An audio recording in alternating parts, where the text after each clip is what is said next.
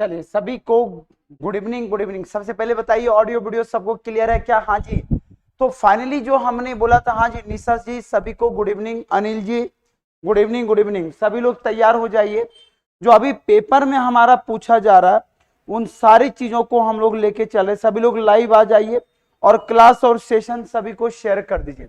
तो आपके एसबीआई का पेपर का पैटर्न क्या रहा था, कैसा रहा था, इन सारी चीजों के ऊपर हम लोग जिक्र करने जा रहे हैं। ठीक है, हाँ जी सभी को गुड इवनिंग। और हमने लिखा ही है कि रीजनिंग का प्रीवियस पेपर जो एसबीआई ने पूछा था किस टाइप का पेपर का पैटर्न था, इन सारी चीजों पर हम यहाँ डिस्कस करेंगे और कैसे क्वेश्चन आते हैं उन सभी चीजों के बारे में बात करेंगे।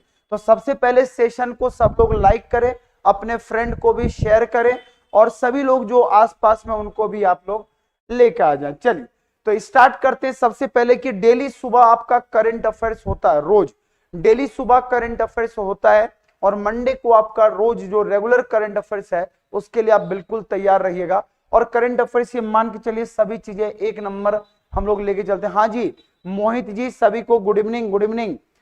चलिए good evening. Good evening. Danish ji बिल्कुल सभी को गुड इवनिंग। चंदन जी, अनिल जी, निशा जी, वंशिका, ममता, मोंटी जी, चलिए मोहित, अनिल जी बहुत बहुत गुड इवनिंग सभी को।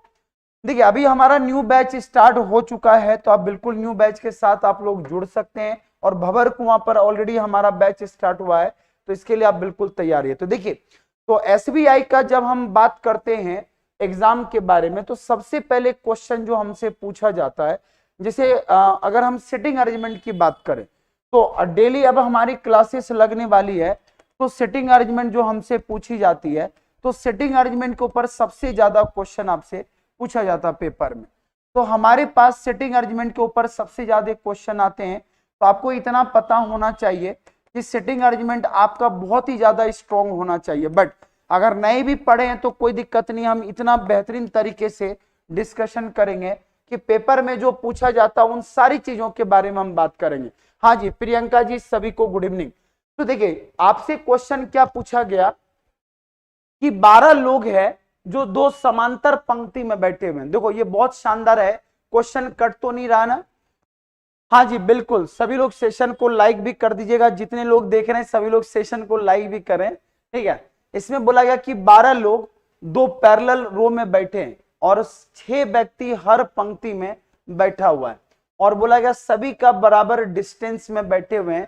तो बोला गया जो पंक्ति एक में बैठा हुआ व्यक्ति है उसका फेस कहां है? साउथ की ओर है और जो पंक्ति 2 में बैठा हुआ व्यक्ति है उसका फेस नॉर्थ की ओर है।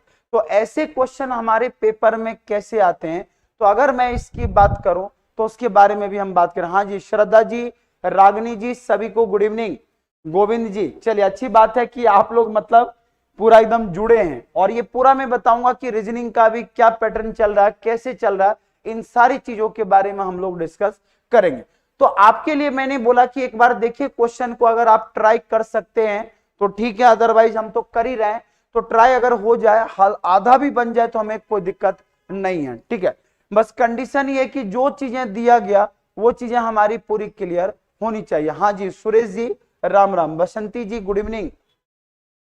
चलो तो सबसे पहले हम बात करते हैं कि 12 लोगों का जो दो समांतर पंक्ति में दिया गया ऐसे क्वेश्चन को कैसे बनाया जाता है। तो आप हिंदी इंग्लिश से टेंशन मत लेना कि सर अंग्रेजी में हिंदी में, मैं एक एक चीज को मैं डिक्टेट कर दूंगा तो आप उसके लिए बिंदास रहें कि किसी को कोई समस्याएं आने वाली है। ठीक है, तो चलिए सबसे पहले बात करते हैं प्रेजेंटेशन का। प्रेजेंटेशन ये कहता है कि बोला गया 6 लोग जो है दो समांतर पंक्ति में बैठे हुए और 6 लोग दो समांतर पंक्ति में बैठे हैं और पंक्ति एक में ABCD बैठा है और सभी का फेस कहां? साउथ में। तो पहले प्रेजेंटेशन आपका पूरा प्रॉपर होना चाहिए और ABCD E और F 6 लोग कहां बैठे हैं? साउथ में। और पंक्ति 2 में जो बैठा है वो कौन बैठा? PQRSTU और कहां देख रहा है? नॉर्थ में। तो हर व्यक्ति एक दूसरे के आमने सामने फेस करके बैठा है। तो सबसे पहले आपको ये देखना होता है कि व्यक्ति बराबर बैठा है कि नहीं बैठा, और इसमें यह भी पता होना चाहिए ये इसका, अगर मैं उत्तर में देख रहा हूं तो नॉर्थ होगा, ये हमारा लेफ्ट राइट भी बदल जाएगा। अब जो कंडीशन बोला गया पढ़ते जाइए और यहां पर इन्होंने पूरी, देखो यहां तक तो पूरा राम कहानी था, तो यहां तक तो हमें कुछ करने की जरूरत ही नहीं है, यहां तक तो केवल प्रेजेंटेशन होता है। यहां से मेन कंडीशन हमारा शुरू होता है। कंडीशन में बोला गया कि P जो है सेकंड फ्रॉम है कहां से, एंड से। अब आपको लगेगा कि P जो है अंतिम छोर से दूसरा है, तो आपके दिमाग में चलेगा अंतिम छोर मेरे पास दो हो सकता है, या तो मैं P को यहां रख के सोच लूं, ध्यान से सुनिएगा, या तो मैं P को यहां रख के सोच लूं, और जब ये अंतिम छोर पर बैठा होगा तो हम तो 100% श्योर हैं कि 12 लोगों में से 6 लोग ऊपर बैठे होंगे, 6 लोग नीचे, क्योंकि अंतिम छोर से अगर ये दूसरा है तो छोर यहां पर दो तरीके से हो सकता है, या तो बाएं तरफ हो सकता है या तो दाएं तरफ हो सकता है। अब देखिए ये मैंने रैंडम यहां पर बिठा दिया। अगला बोला आपसे कि केवल एक व्यक्ति किसके बीच में बैठा है, P, और जिस व्यक्ति का मुंह A के तरफ है, मतलब सीधी सी बात है, P और A के बीच में जिस व्यक्ति का मुंह A के तरफ है और P के बीच में एक व्यक्ति बैठा हुआ है। अब ध्यान से सुनिएगा, पंक्ति का पहला नियम होता है कि जितने लोग ऊपर बैठेंगे उतने ही लोग नीचे बैठेंगे। अगर P नाम का व्यक्ति अंतिम छोर पर बैठा है तो ये पहले से ही क्लियर हो चुका है कि एंड से दूसरा है, तो बाकी सारे लोग बाय डिफॉल्ट बैठ जाएंगे। तो ये हमारा पूरी तरह से लाइव रो चलता है, ठीक है। क्वेश्चन कट रहा है लेफ्ट से, ठीक है, मैं इसको थोड़ा सा सही कर देता हूं अगर क्वेश्चन कट रहे हैं तो, ठीक है।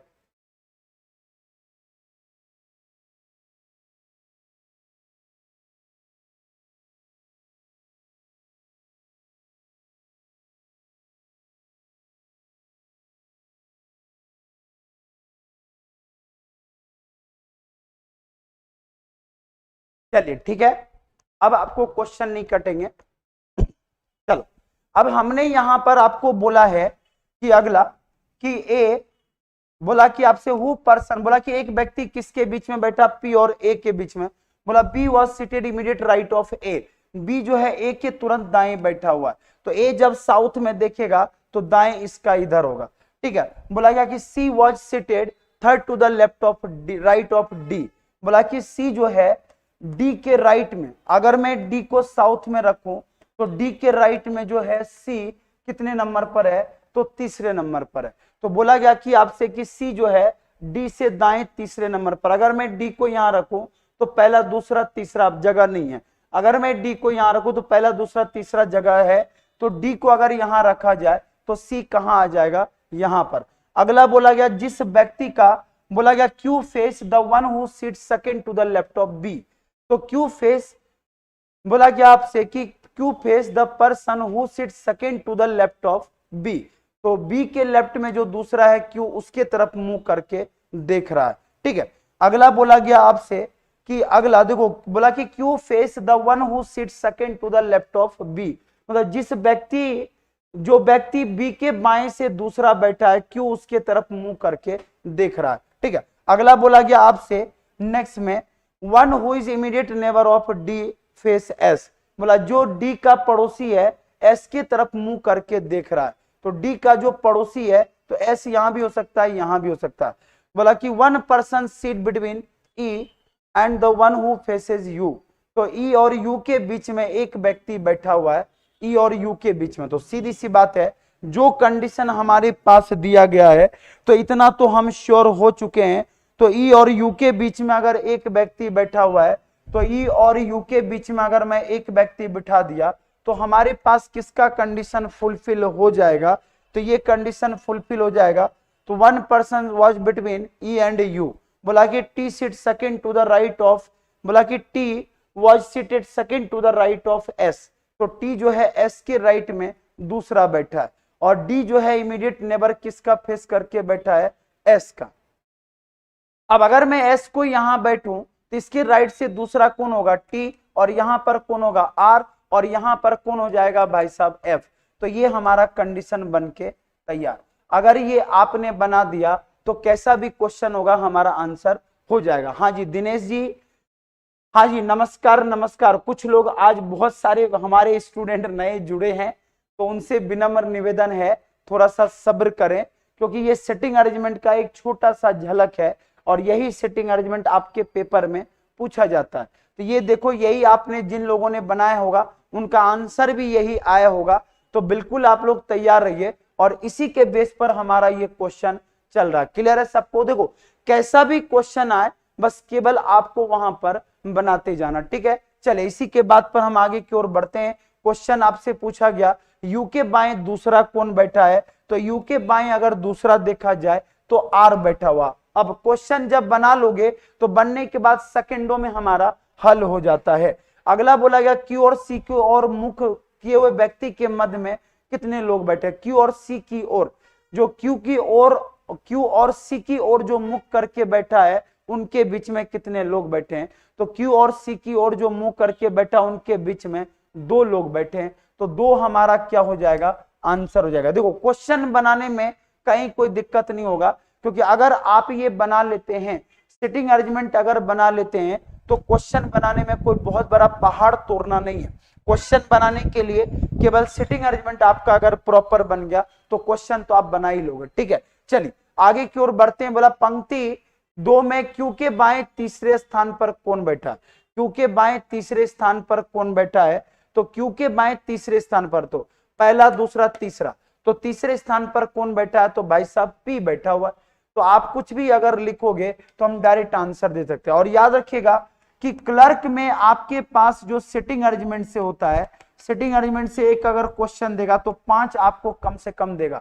इसलिए कुछ लोगों को लग रहा होगा कि सर इसमें बनाने में तो टाइम लगता है, आप टाइम कम से कम 5 मिनट तो दे ही सकते हो, ठीक है। चलिए आगे की ओर बढ़ते हैं और अगला फिर से नेक्स्ट मस्त क्वेश्चन है। बोला गया कि 8 दोस्त है एक स्ट्रेट लाइन में बैठा हुआ। मैंने बोला बैंक की एग्जाम ऐसी लेती है जो बिल्कुल आप इसी के बेस पर आते हैं। हाँ जी क्लियर है सबको? अगर एक बार आपने बना लिया तो 5 क्वेश्चन तो आपका क्लियर ही है, तो इसलिए आप लोग इसके लिए बिल्कुल तैयार रहिएगा और पेशेंस रख के आप लोग तैयार रहिए। जो क्वेश्चन पूछा जाता है उसी के बेस पर हमें बनाना रहता है।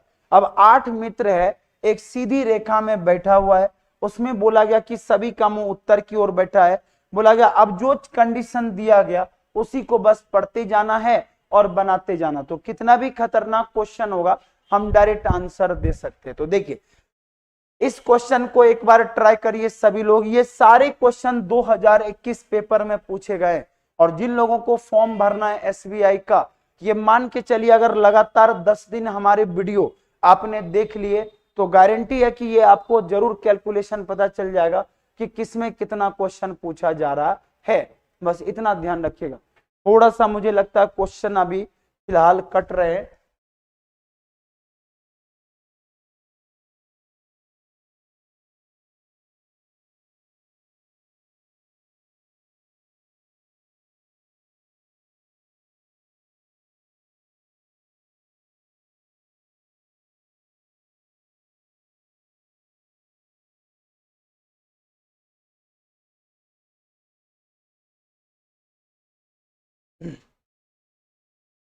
चलिए एक बार ट्राई करिए सभी लोग। चलो ट्राई अगर नहीं कर पा रहे हैं कोई दिक्कत नहीं है। जो लोग नहीं पढ़े हैं मैं ये सारे टॉपिक आपको यूट्यूब पर भी करा दूंगा सेटिंग अरेंजमेंट का, तो आप टेंशन मत लीजिए। मेरा पुराना वीडियो डाला हुआ है सेटिंग अरेंजमेंट का, आप वो भी वीडियो देख सकते हैं, कोई दिक्कत नहीं है, ठीक है। तो बहुत ही सिंपल क्वेश्चन है, एक बार सभी लोग ट्राई करिए और केवल आपको बस बनाते जाना है। देखिए अब क्वेश्चन में आप ये मत सोचना कि सर हिंदी अंग्रेजी में है, मैं किसी में भी बना दूंगा तो मैं डिक्टेट पूरा कर दूंगा, ठीक है। तो हमसे पूछा गया है कि 8 लोग एक स्ट्रेट लाइन में बैठा हुआ है, ठीक है। अब 8 लोग एक सीधी रेखा में बैठी हुई है और इसी के बेस पर आपसे बोला गया सभी का फेस नॉर्थ में है। 4 लोग जो है आर और डब्ल्यू के बीच में। देखो पहला तो कंडीशन यहीं से चमत्कार हो गया। 4 लोग किसके बीच में है, आर और डब्ल्यू के बीच में। अच्छा मुझे बताइए मैक्सिमम कितने लोग हमें बिठाने हैं, तो हमें मैक्सिमम 8 लोग बिठाने। अब 8 में से मुझे बताइए कितने लोग बैठ चुके हैं, 6। अब आप बोलोगे सर आर इधर भी आ सकता है, बिल्कुल आ सकता है। मैं फिलहाल में आर को यहां भी रख सकता हूं और आर को यहां भी रख सकता हूं, कोई दिक्कत नहीं, कहीं से भी रखिए कोई फर्क नहीं पड़ता है। अगला हमसे बोला गया कि क्यू और यू एक दूसरे का पड़ोसी है, किसका, आर का। क्यू और यू जो है immediate neighbour of R, who sits second to the right of T, जो टी के राइट से दूसरा बैठा है। तो इतना मतलब ये हो गया कि अगर मैं टी के राइट से अगर मैं दूसरा रखूं second to the right of T, तो second to the right of हु मतलब आर बैठा है।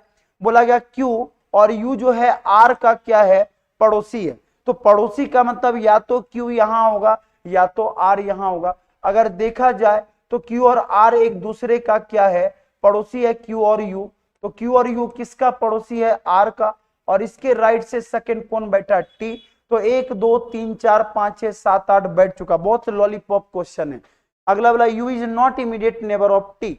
तो उसने बोल दिया यू किसका पड़ोसी नहीं है भाई साहब, तो टी का पड़ोसी नहीं है। तो यू किसका पड़ोसी नहीं है, तो टी का पड़ोसी नहीं। तो यहां पर यू आ गया। यहां से भी बिठाओगे तो भी हमारा दिख रहा। अब देखते हैं, बोला S is not immediate neighbour of W. अब एस डब्ल्यू का पड़ोसी नहीं है। तो एस जब डब्ल्यू का पड़ोसी नहीं है तो एस के पास 3 3 6 अभी एक साथ है, तो यहां पर एस को हम रख सकते हैं। अगला बोला गया कि V sit second to the left of P. V sit second to the left of P. अब अगर मैं वी के लेफ्ट में अगर पी को यहां रख दिया, ये आ गया। P does not sit on the left of S. बस ये कंडीशन हमारा फेल हो गया। और जैसे हमारा फेल हो गया तो आधी चीजें तो हम ऑन द स्पॉट इसको निकाल सकते हैं। ठीक है, तो हमारा ऊपर वाला बिल्कुल क्या हो जाएगा, सही हो जाएगा। तो जैसे हमारा सही हुआ तो इसने बोला V sit second to the left of P. P के लेफ्ट में वी सेकंड है, यहां कौन आ जाएगा, एस। और ये हमारा आंसर करेक्ट। तो ये हमारे पास जब लेफ्ट में नहीं होगा तो राइट में होगा। अब कुछ भी पूछा जाएगा ये हमारा आंसर। तो जितने भी लोग देख रहे हैं इसमें सिटिंग अरेंजमेंट हमारा रामबाण है। डन, क्लियर है सबको। कैसा भी क्वेश्चन देगा आप बिल्कुल बना सकते हैं। कुछ आज हमारे ऐसे खास स्टूडेंट, खास मेहमान आए, हालांकि मुझे पता है पेशेंस बहुत कम रहता है क्वेश्चन को सॉल्व करने में, इसलिए मैं खुद ही कर रहा हूं। तो क्वेश्चन मैं इसलिए बता ही नहीं रहा हूं। अब देखिए आपसे पूछा गया बताइए कि इसमें कितने पेयर है। क्वेश्चन मैं इसलिए नहीं करा रहा हूं कि आप बोलोगे सर क्वेश्चन तो नहीं कराते हैं। अब आपको क्वेश्चन करने में सेकेंडों लगेगा। अब सेकेंडों कैसे लगेगा, अब डायरेक्ट देखते जाओ और बनाते जाओ। हमसे क्वेश्चन क्या पूछा गया, एस के संदर्भ में आर की स्थान क्या है, what is position of R with respect to S. अब एस के रिस्पेक्ट में अगर मैं आर को देखूं तो एस के रिस्पेक्ट में आर कहां पर है, तो first second third. Third to the हम क्या बोलेंगे, लेफ्ट बोलेंगे। तो थर्ड टू द लेफ्ट हमारा क्या हो जाएगा, आंसर हो जाएगा। बोला आर और पी के मध्य में कितने लोग बैठे हैं, तो आर और पी के मध्य में कितने लोग बैठे हैं, 3 लोग बैठे हैं। तो भाई साहब हमारा 3 लोग क्या हो जाएगा, आंसर। फिर बोला गया क्यू के बाएं दूसरे स्थान पर कौन बैठा, क्यू के दाएं। तो क्यू के दाएं दूसरे स्थान पर अगर देखो तो क्यू के दाएं दूसरे स्थान पर यू बैठा हुआ है। तो चमत्कार तो आप सेकंडों में कर सकते हो। तो कौन बैठा हुआ, यू, ये हमारा आंसर हो गया। अगला पूछा गया निम्नलिखित में से पंक्ति के अंतिम छोर पर कौन बैठा है, तो बताइए कौन चमत्कार कर रहा अंतिम छोर पर। तो अंतिम छोर पर टी और डब्ल्यू है। तो टी और डब्ल्यू में से कोई एक अगर होगा तो टी हमारा क्या हो जाएगा, आंसर हो गया। अब निकालिएगा यहां पर पेयर ऑफ लेटर जो आपसे पूछा गया। ठीक है, चलिए बहुत अच्छा लग रहा है गोविंद जी। हाँ जी दानिश जी, कोई नहीं, आप लोगों का मेहनत है दानिश जी, आप मेहनत भी तो करते हैं ना। और छोड़ना नहीं है दानिश जी, जब तक हमारा सिलेक्शन नहीं होगा तब तक हम छोड़ेंगे नहीं। बिल्कुल आप तैयार रहिएगा, रेगुलर आइए। और मंडे से आपका इंग्लिश भी स्टार्ट होने जा रहा है, आरबीआई एसबीआई क्लर्क का, और हमारा मैथ्स भी स्टार्ट होने जा रहा है। तो बिल्कुल उसके लिए भी तैयार रहेगा। अब आपसे बोला गया कि बताइए कितने पेयर हैं, तो जो पेयर हमें निकालने जोड़े, एक क्वेश्चन तो फिक्स है क्लर्क का कि पेयर तो पूछा जाएगा। तो ट्रैंक्विल में आपसे पूछा गया कि बताइए कितने पेयर हैं ट्रैंक्विल में। तो ट्रैंक्विल में कितने पेयर हैं ये आपको निकालना है। तो ट्रैंक्विल में कितने पेयर हैं, आप अगर देखो कैसा वर्ड है, तो आपको मैंने शॉर्टकट भी बोला था, TUBW ये कभी पेयर नहीं देगा, ये कभी पेयर नहीं देगा। Q के बाद RST ये पेयर नहीं देगा, जो पेयर नहीं देगा काटते चले जाओ। ABCD कभी पेयर नहीं दे सकता। फिर N के बाद OPQR दे नहीं सकता, गया। N के बाद OP नहीं है, ये भी गया। तो हमारे पास I के बाद JKLMN नहीं है, छोड़ दो। L के बाद OPQRST, L के बाद MNOPQRSQR, तो L से R हमारा एक पेयर बना है। तो जो अल्फाबेट का पोजीशन होता है वही हमको देना है। ठीक है, हाँ जी चौहान जी, मेहनत तो करते हैं लेकिन किसके लिए करते हैं? आपके लिए मेहनत करते हैं। बस आप तो बस मेहनत करिए और हम तो कभी आपका साथ नहीं छोड़ने वाले हैं। आप तो बस लगे रहो, बस मेहनत तो करेंगे तभी तो हम सब मिलके आगे बढ़ेंगे। तो चलिए अगले क्वेश्चन में बताइएगा। ये इसको बोलते हैं हम लोग सीरीज। तो सीरीज से हमारा क्वेश्चन जो पूछा जाता है, निकालिएगा सीरीज। और इस बार तो सभी लोग आंसर दे सकते हैं क्योंकि ये क्वेश्चन बहुत आसान है।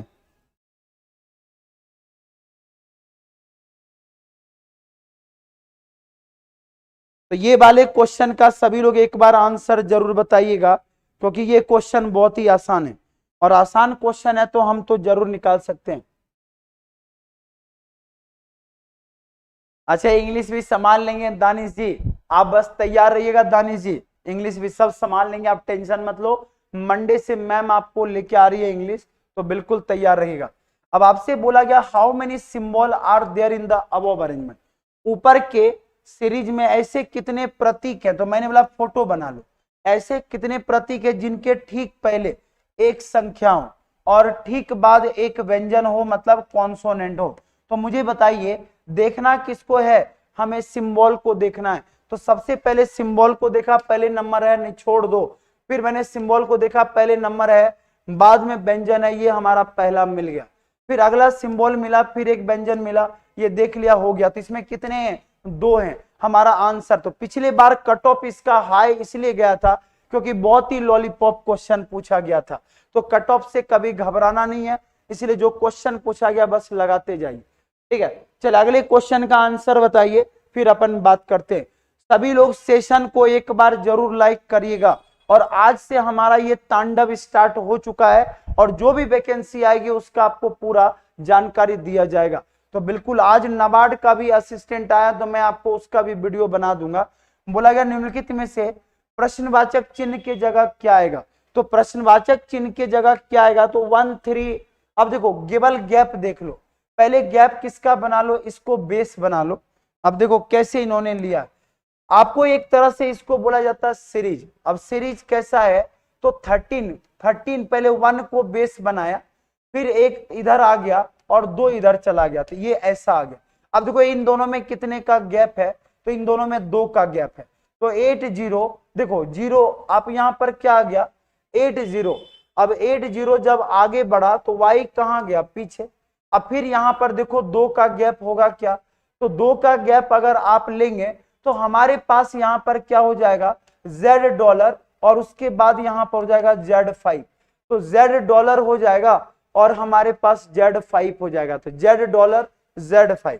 तो हमारे पास आंसर क्या होगा, पहले $, और 5। तो डी नंबर ऑप्शन हमारा बिल्कुल करेक्ट है। तो ये सीरीज जो आपको दिया गया उसी के अनुसार हमको बनाना है, ठीक है। चलिए इंग्लिश बहुत अच्छा पढ़ाती हैं, चलिए अच्छी बात है, मैम अगर अच्छी पढ़ाती हैं तो बिल्कुल आप लोग आइए और हम भी इसको लेके रेगुलर लेके चलेंगे। अगला वाला निम्नलिखित में से कौन सा दाएं छोर से 7वें तत्व और बाएं छोर से 6ठे तत्व के ठीक बीच में होगा। अब देखो ऐसे क्वेश्चन अगर चमत्कारी पूछ लिया जाए तो बोला गया दाएं छोर से कौन सा, 7वां। तो दाएं छोर से हमें चलना है 7वां, तो यहां पर रिस्क मत लेना, यहाँ पे काउंट कर लेना, कोई दिक्कत नहीं है।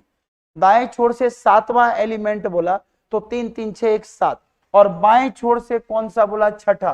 तो बाएं छोर से क्या है, 6ठा। इन दोनों के बोला गया कि ठीक मध्य में कौन सा एलिमेंट आएगा।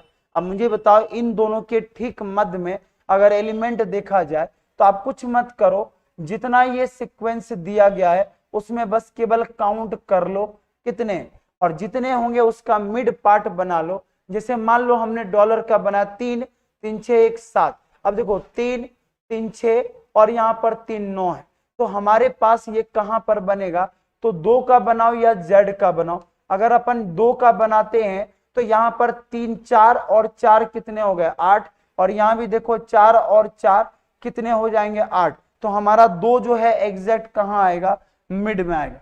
तो 2 एग्जैक्ट हमारा जो पूछा गया वो हमारा आंसर हो जाएगा, ठीक है। हाँ जी बिल्कुल, अगर कोऑपरेटिव की वैकेंसी आ गई है जो दानिश जी बिल्कुल भरिए, ठीक है। चलिए अगले क्वेश्चन का आंसर बताइए क्या आने वाला है। अप्सरा जी बिल्कुल सही जा रहा आंसर आपका, मस्त जा रहा, बहुत शानदार।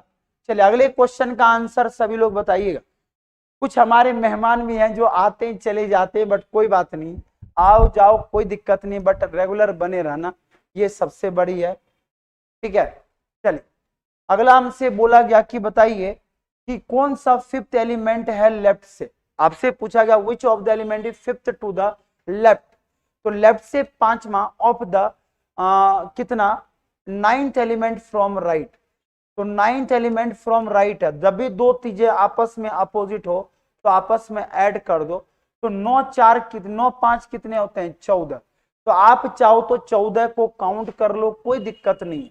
अगर आपको लगता कि हम फास्ट कर सकते हैं तो हम काउंट कर सकते हैं, तो ये हमारा आंसर हो गया, तो पी हमारा आंसर हो गया, कोई दिक्कत नहीं है। क्वेश्चन बनाना है, आप चाहे तो काउंट करिए या सीरीज को आप पहले से ही पोजीशन दे दीजिए।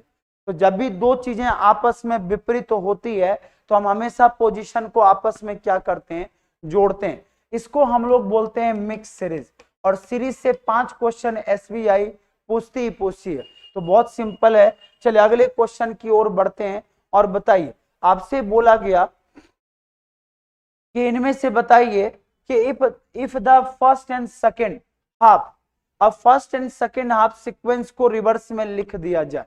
बहुत शानदार क्वेश्चन, यहाँ पे लोग भयंकर चमत्कार करते हैं।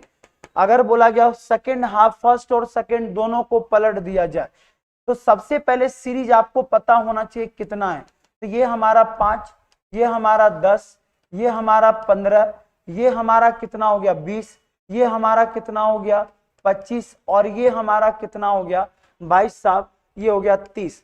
तो टोटल जो हमारे पास सीरीज है वो कितने हैं 30 है।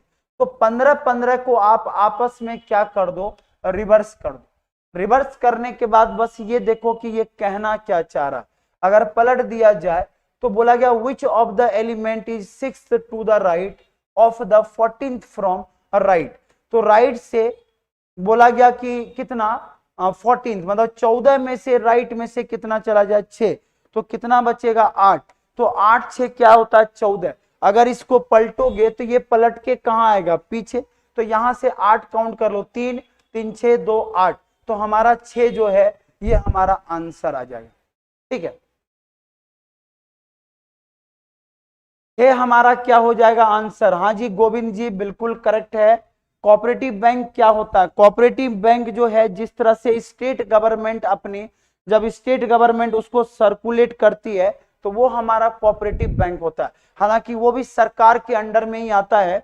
जैसे मध्य प्रदेश की हम बात करें तो अपेक्स बैंक है, उसी तरह बिहार में भी कोऑपरेटिव बैंक होता है, उत्तर प्रदेश में भी कोऑपरेटिव बैंक होता है, हर राज्य में हमारा कोऑपरेटिव बैंक होती है। हालांकि उसको भी पूरी तरह से गवर्नमेंट अप्रूवल मिलता है, जिस पर आरबीआई की पूरी निगरानी रहती है। चलिए ये क्वेश्चन आपका डायरेक्शन का है, और डायरेक्शन से आपसे 3 क्वेश्चन जरूर पूछा जाता है। एक बार ट्राई करिए और डायरेक्शन से जो क्वेश्चन आ रहा इसको एक बार बनाइए।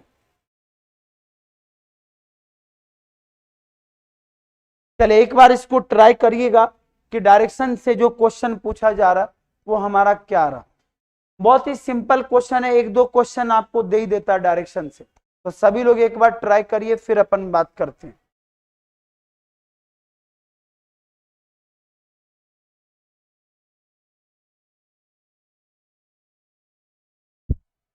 तो डायरेक्शन से क्या आएगा क्वेश्चन, एक बार बनाएगा सभी लोग, और पूरे क्वेश्चन को हमें सॉल्व करना है। हमारा तो टारगेट इतना है कि हम एक ही बार में आपको पूरी तरह से हम क्या करें, पर डे हम एक पेपर सॉल्व करवा दें। और डायरेक्शन अगर आपने पढ़ा तो इसको एक बार निकालिएगा सभी लोग एक बार डायरेक्शन को निकालिए, फिर अपन बात करते हैं। 2 मिनट का 1 मिनट का टाइम है, यहाँ पे ज्यादा टाइम आपको नहीं मिलता है, इसलिए कृपया कर बिल्कुल आप लोग इसको जो है अच्छे से इसको रीड करें और एनालिसिस करें। और जो लोग आज पहली बार आए हैं, हाँ बिल्कुल नैनीताल भी कोऑपरेटिव बैंक है। देखो नैनीताल बैंक जो है कोऑपरेटिव बोल सकते हैं, लेकिन एक तरह से अंडर द ऑब्जर्वेशन आरबीआई का ही रहता है, तो आप भर सकते हैं दानिश जी। चलिए देखें हम लोग, तो देखते हैं। सबसे पहला हरजोत ने स्टार्ट किया। हरजोत ने कहां से स्टार्ट किया, तो हरजोत ने पॉइंट ए से स्टार्ट किया, कहां नॉर्थ डायरेक्शन में। तो हरजोत को उत्तर की दिशा में मैंने चला दिया। उसके बाद कुछ दूरी तय करने के बाद बी पर पहुंचा। और वहां से मूव होके उसने ईस्ट डायरेक्शन में चला और कुछ समय बाद 6 किलोमीटर चलने के बाद सी पर पहुंचा। वहां से इसने लेफ्ट टर्न लिया और 3 मीटर चला और उसके बाद कहां पहुंचा, डी पर पहुंचा। वहां से फिर राइट टर्न लिया और 5 मीटर चला और कहां पहुंचा, ई पर पहुंचा। तो देखो यही फोटो बना क्या, अगर यही फोटो बना है तो भाई साहब इससे ज्यादा ये नहीं चल सकता है। एक मिनट, कुछ और दिया है नॉर्थ ईस्ट, एक मिनट, यहां पर आप लोग इसको नॉर्थ ईस्ट में करिएगा नहीं तो गलत हो जाएगा। ये नॉर्थ ईस्ट में चला है तो यहां पर ये कॉर्नर है, तो कॉर्नर है तो जो पूछा गया वही हमारा आंसर होगा। तो यहां पर नॉर्थ ईस्ट दिया गया। ठीक है गोविंद जी, आज आप पहली बार आए क्लास में, तो चलिए अच्छी बात है, पहली बार आए तो मोस्ट वेलकम है। सेशन को लाइक भी करिए, मस्त माइंड फॉर एकेडमी का क्लास एक नंबर है, आप तो मस्त एंजॉय करिए। और जिस लेवल से हम लोग लेके चलते हैं कि अगर बेसिक का बच्चा भी पढ़ेगा तो उनका भी पेपर क्लियर हो सकता है, बस मेहनत करे। बोला गया बताइए कि ई और सी के बीच के मध्य की दूरी कितनी है।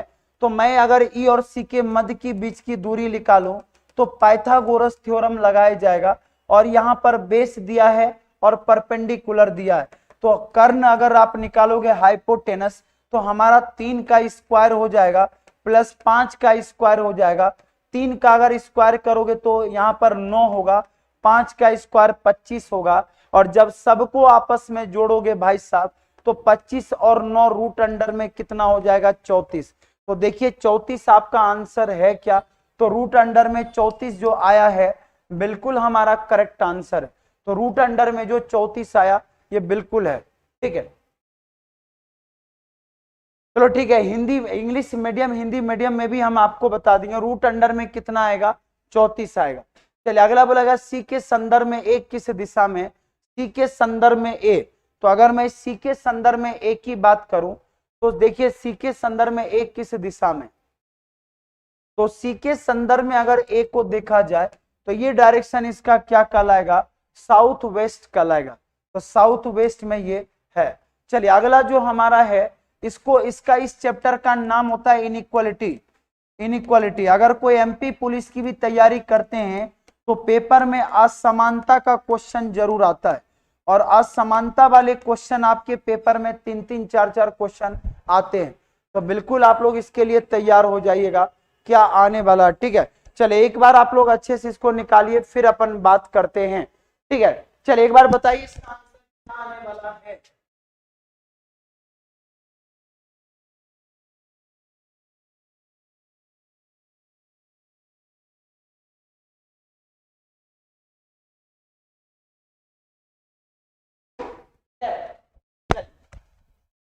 ये तो आंसर आ चुका होगा, धुएं उठ गए होंगे इसके। तो देखो ए बड़ा है एक्स से, अब मुझे ए से अगर एक्स के पास जाना तो मीडिएटर कौन होगा भाई साहब, एन होगा। तो जिस तरह से बस आप पकड़ते हो ना, बड़ा होने के लिए कम से कम एक कंडीशन हमारा क्या होना चाहिए, बड़ा तो होना ही चाहिए। तो कम से कम एक कंडीशन अगर बड़ा होगा तो हम बिल्कुल इसका लेके चल सकते हैं। तो हमारा ए बड़ा है एक्स से, बिल्कुल करेक्ट है। और क्यू बड़ा किससे है, एन से, तो क्यू बड़ा है एन से कभी नहीं होगा। पहला सही और दूसरा गलत, पहला सही दूसरा गलत, बिल्कुल करेक्ट है। ठीक है चलिए अगला बोलिएगा। अगला बोला गया आपसे कि बताइए एम बड़ा है जी से और एम बड़ा एच से, कौन सा सही होगा, फिर अपन बात करते। सेशन को जितने लोग देख रहे हैं वो लोग लाइक भी करते जाइएगा। हाँ जी बिल्कुल दानिश जी, बाकी लोग भी बिल्कुल जुड़े रहिए और अच्छे से आप लोग बनाते जाइए। गारंटी है कि जितने भी रीजनिंग का मैं चैप्टर उठाने जा रहा हूं पूरा मैं मेंस लेवल तक आपको लेके चलूंगा। ठीक है आपसे बोला गया एम बड़ा किससे है, जी से। अब बताओ एम बड़ा है जी से, केवल बड़ा तो बिल्कुल नहीं है। जब भी कोई केस अगर दोनों केस में बड़ा या बराबर मिल जाए तो ये केस हमारा क्या बनता, आइदर और बनता है।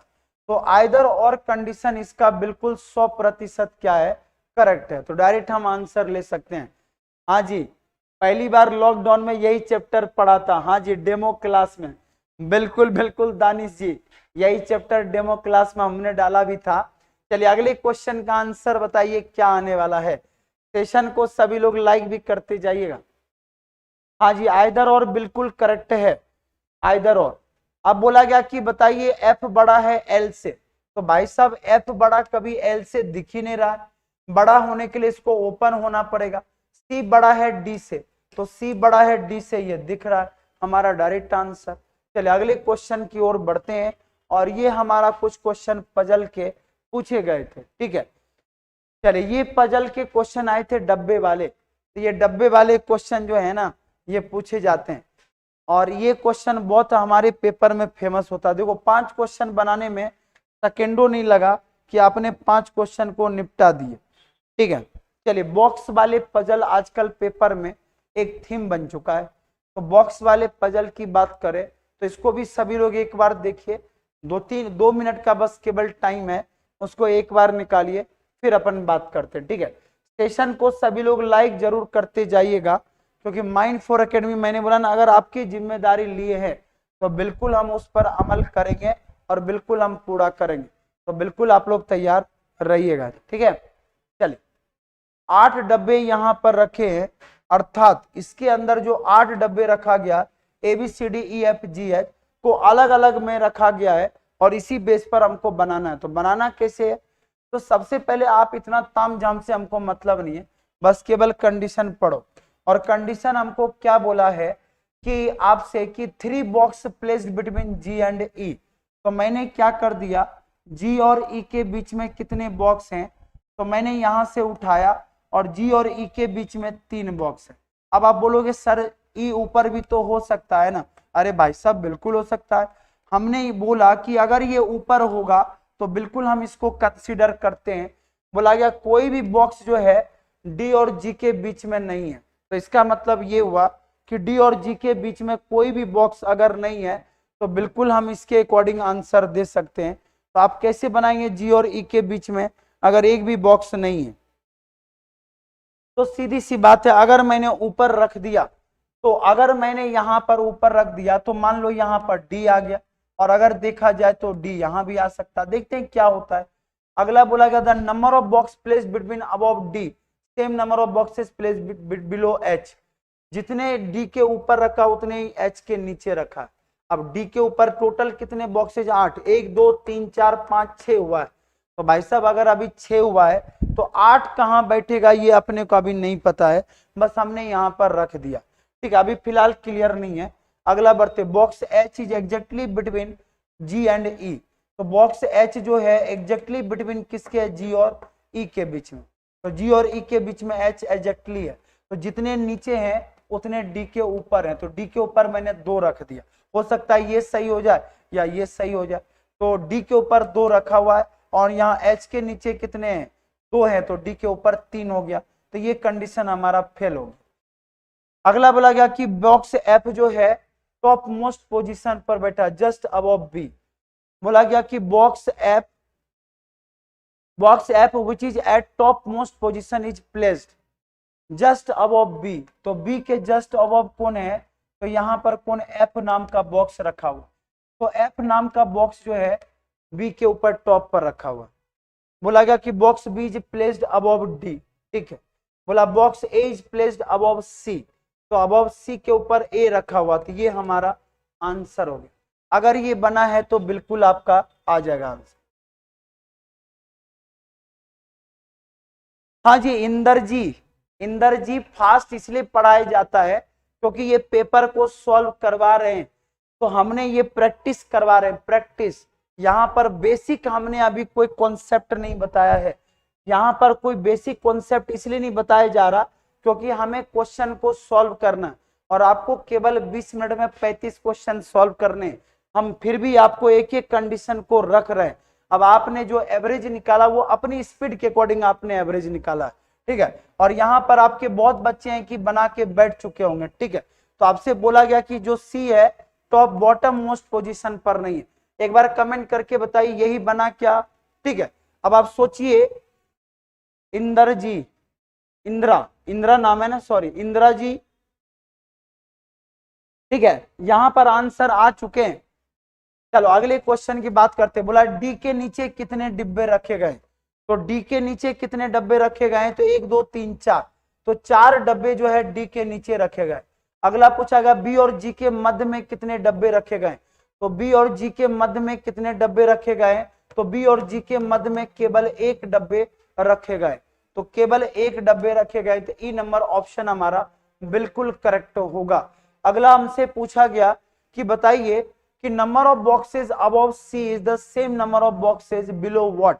जितने सी के ऊपर रखा गया डब्बा है, जितने सी के ऊपर रखा गया, तो सी के ऊपर देखो तो 1 2 3 4 5 6, तो उतने डब्बे किसके नीचे रखे गए होंगे, तो 1 2 3 4 5 6, तो डी के नीचे देखो, डी के नीचे नहीं बी के नीचे, तो 3 3 6, तो उतने ही बी के नीचे रखे गए होंगे, तो बी के नीचे उतने ही रखे गए, ये हमारा आंसर आ जाएगा।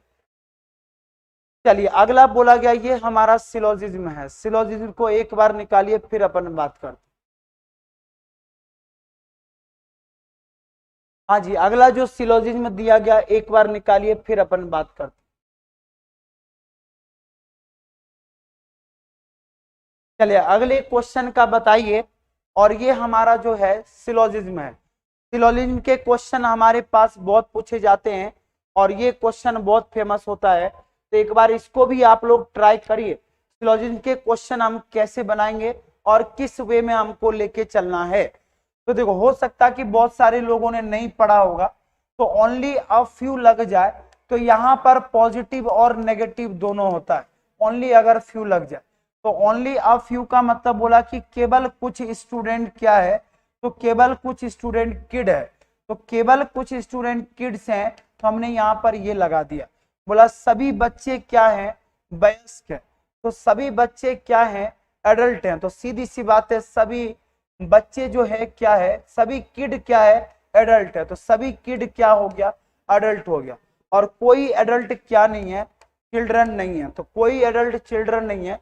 अगर मुझे इसे निकालना होगा तो बोला कुछ स्टूडेंट चिल्ड्रन है, कुछ स्टूडेंट चिल्ड्रन है, इसके बारे में नहीं पता। कोई बच्चा छात्र नहीं है, कोई किड क्या नहीं है, स्टूडेंट नहीं है, तो कोई किड स्टूडेंट नहीं है, तो ये हमारा गलत है। No children is a student, no children लिखा हुआ है,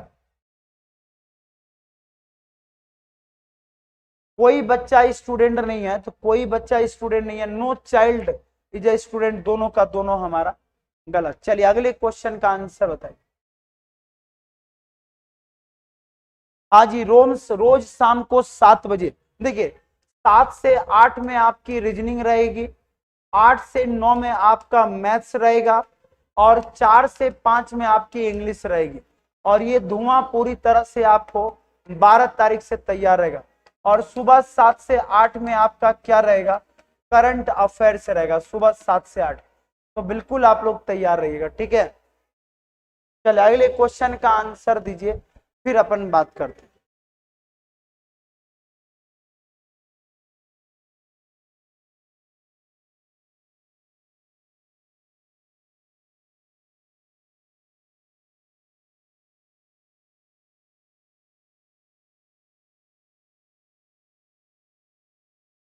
चलिए अगला पूछा गया, केवल only classes are school, only class, only class अगर स्कूल है, तो मैंने यहां पर बोला केवल यूनिवर्स में कर दो, तो सभी स्कूल क्या है, क्लास है। और केवल क्लास जो है ये आपको दिया, थोड़ा सा साउंड देखो। हाँ जी, इसको समझने के लिए मैंने क्या बोला, बेसिक क्लास आपको पढ़ना जरूरी है। अगर इसे समझना हो तो बेसिक क्लास पढ़ना आपको जरूरी है। आपसे इतना ध्यान रहे कि बेसिक क्लास आपको पढ़ना जरूरी है, ठीक है। तो आज जो है मतलब इंदौर में विसर्जन है, मतलब गणेश जी का, तो गणेश जी का विसर्जन है, इसलिए अभी थोड़ा साउंड आपको आ रहा होगा, क्योंकि बाहर जो है बहुत सारे साउंड आ रहे होंगे। हाँ जी, करंट अफेयर्स 8 बजे इसलिए नहीं हो सकता है क्योंकि बहुत सारे उसके बाद लेक्चर आ जाते हैं, इसलिए। और मुझे लगता है आज मुझे थोड़ा सा स्पीड में करना पड़ेगा, क्योंकि ये चीजें जो है आपको, ये देखिए आपके पीछे जो लेक्चर होने वाले हैं, ये मैथ्स का आपका होने वाला है, तो मैथ्स की क्लासेस आज मैं इसलिए बता देता हूँ, थोड़ा सा आवाज आपको नहीं आ रहा होगा। तो यहाँ पर जब हम बात करते हैं, ये मैथ आपका रहेगा 8 बजे से, शाम में 8 बजे आपकी मैथ रहेगी, इसके लिए आप तैयार रहिएगा। उसके बाद फिर से शाम में 7 बजे रीजनिंग रहेगी, सेकंड क्लास इसका, इसके लिए तैयार रहेगा। और मैम लेके आ रही है इंग्लिश का, किसका, तो ये भी इंग्लिश की आपको मैम लेके आ रही है, इसके लिए भी आप तैयार रहिएगा, ठीक है। और करंट अफेयर्स तो डेली आपको सुबह आता ही आता है, तो इसके लिए भी तैयार रहिएगा। और क्लासेस हमारे अभी तक अगर आप लोगों ने टेलीग्राम चैनल नहीं ज्वाइन किया है तो बिल्कुल टेलीग्राम चैनल को ज्वाइन करिए, ठीक है। थोड़ा सा मैं फास्ट इसलिए कर रहा हूँ क्योंकि अभी बहुत ज्यादा शोर आ रहा बाहर की ओर, इसीलिए हम लोग नहीं कर पा रहे, ठीक है। अब आज शायद आप लोगों को भी प्रॉब्लम आ रही होगी, ठीक है। तो चलिए आज हम इतना ही रहने देते हैं। इसी तरह ढेर सारा प्यार माइंड 4 को देते रहिए और नेक्स्ट क्लास में हम इसको लेके चलेंगे, ठीक है। चलिए, जय हिंद, जय भारत, वंदे मातरम। अच्छे से आप सेशन को सभी लोग लाइक जरूर करते रहेगा। ओके, कोचिंग में आते हैं तो कोचिंग में अगर आते हैं तो बिल्कुल शाम में 7 बजे होते हैं, ठीक है। ओके, पूरा पढ़ा चुके होते हैं, कोई बात नहीं है। अगर हम पूरा पढ़ा चुके होते हैं तो बिल्कुल आप लोग जो है तैयार रहिए, और अगर हो भी जाता है तो बाद में रिवाइज कर लिया करो, चलते फिरते भी हम पढ़ सकते हैं, ठीक है। चलिए, कल होगा, ये विसर्जन आज ही हो रहा है, ठीक है। आज हम इतना ही रहने देते हैं, मिलते हैं नेक्स्ट क्लास में। जय हिंद, जय भारत, धन्यवाद।